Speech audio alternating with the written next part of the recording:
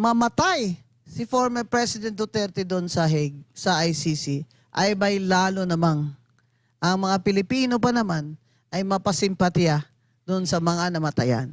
Ayun. So, Maling-mali ka doon, BBM, kung sino man nag-ano sa'yo, nag-advise sa'yo niyan, maling-mali ka. Diyan diyan bumagsak talaga yung rating niya until yes. now. Ano na bang rating ni BBM? 20%. 21%. Oo. That was before nag 2.4 million ng unemployment.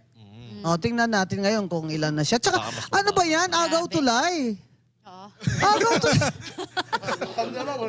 Yan na, agaw tulay gang. Lahat ay Oo. nakaw eh. Ano ba yan? Pati tulay, ninakaw na, no?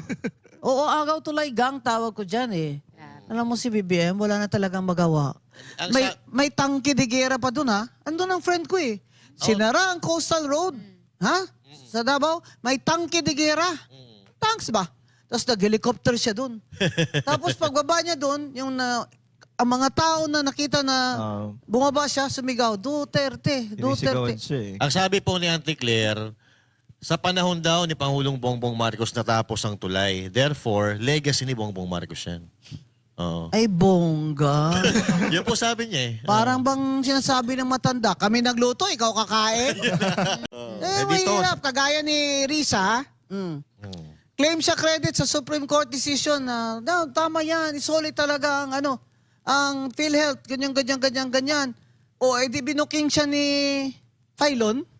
Sabi ni Filon, pumirma ka rin sa BICAM eh. Na may provision doon na lahat ng mga excess funds o reserve funds ng government corporations ay i-remit sa National Treasury. Kaya yan nila nakuha eh.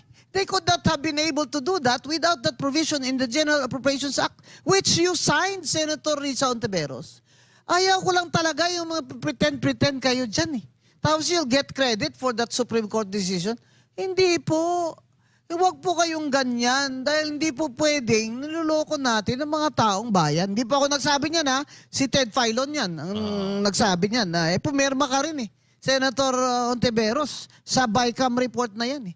Ikaw may kagagawan yan. Ano naman po kaya yung nakita niya kay Llamas? Tinatanggi niya na ngayon eh. Huwag na. Nagtataka lang ako. Ambisyoso ka, Llamas.